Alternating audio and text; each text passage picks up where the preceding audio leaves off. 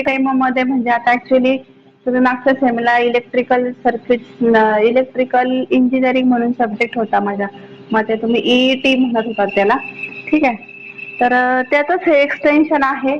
पण एक्सटेन्शन पण म्हणता यायचं नाही, टॉपिक जे आहेत ते खूप वेगळे आहेत. पण हा जो सब्जेक्ट आहे ना, हा पूर्णपणे मॅथमॅटिकल सब्जेक्ट आहे. म्हणजे थेअरी नावाल आहे, तुम्हाला 20% थेअरी आहे, 80% प्रॉब्लेम्स आहेत. म्हणजे तुम्ही फक्त थेअरीवर पास होऊ शकत नाही एवढं मी तुम्हाला सांगते. म्हणजे बऱ्याच मुलांना वाटतं डेफिनेशन पाठ करूया, लॉज पाठ करूया आणि मग आपण पास होऊ, तर तसं काही होत नाही. कारण स्टेटमेंट जेव्हा तुम्ही लिहिता ना, एखाद्या लॉ जर जेव्हा लिहिता किंवा एखादं डेफिनेशन लिहिता, त्यावेळेस मात्र तुम्हाला ती परफेक्ट असली पाहिजे, तरच मार्क मिळतात. ठीक आहे, तुम्ही तुमच्या मनाने लिहू शकत नाही, कारण ते कोणीतरी इन्व्हेंट केलेलं असतं, इन्व्हेन्शन असतं ते एखाद्या सायंटिस्टचं. आणि ज्या भाषेत त्याने लिहिले त्याच भाषेत आपल्याला ते लिहावं लागतं, तरच आपल्याला मार्क्स मिळतात. आणि ह्या विषयामध्ये तुम्हाला ना सगळे कॅल्क्युलेशन्स आहेत. पण आता हे वेगळे कॅल्क्युलेशन आहे. जसं तुम्ही मागच्या सेमला M3 किंवा M1 M2 चा अभ्यास केला मॅथ्सचा, पण ह्या M1 M2 पेक्षाही वेगळं याचे सगळे प्रॉब्लेम्स आहेत. आणि हे तुम्हाला तर बरेच मुलं असे पण आहेत की ज्यांना कॅल्सीच ऑपरेट करता येत नाही अजून. कॅल्सीचे फंक्शन्स बऱ्याच मुलांना माहिती नाहीये, काही शॉर्टकट्स आहेत ते माहिती नाहीये. ते हळूहळू तुम्हाला समजेल, काही विषय नाही त्याबद्दल. तर आता ह्या विषयाचं इंट्रोडक्शन द्यायचं म्हणजे काय, तर मागच्या सेमला तुम्ही एसी फंडामेंटल तुम्हाला एक चॅप्टर होता बघा.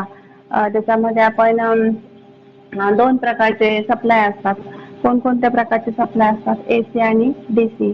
मला काही तुमच्याकडनं काही उत्तर काही मिळू शकत नाही, तर मी तुम्हाला सगळं सांगते.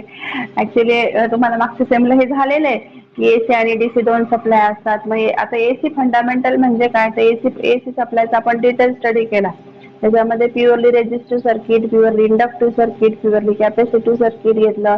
त्यातले त्याचे जे काही काय म्हणतात त्याला फॉर्म्युले असतील किंवा त्याचे जे काही कॅल्क्युलेशन आहे, त्याचे leading angle, lagging angle, in phase angle, out of phase angle, नंतर हे सगळं तुम्ही शिकलेलं आहात.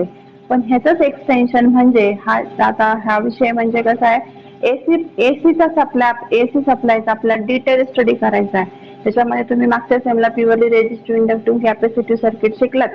तसंच ह्या सेमला तुम्हाला purely RL circuit, RC circuit आणि RLC सर्किट असं कॉम्बिनेशन घ्यायचंय.